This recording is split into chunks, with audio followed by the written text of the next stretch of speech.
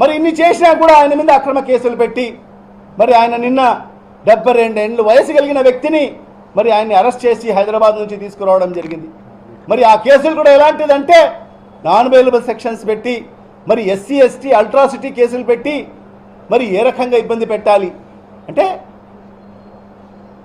ఇది red book రాజ్యాంగానికి పరాకాష్ఠగా ఈ రాష్ట్రం మారింది. ఇక్కడ పరిపాలన అనేది లేదు.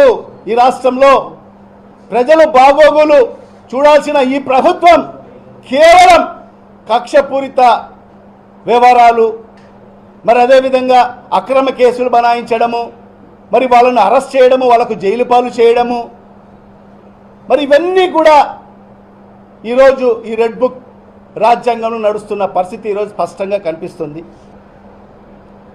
మరి ఒకటే ఈ సందర్భంగా ప్రతి ఒక్కరికి తెలుగుదేశం పార్టీ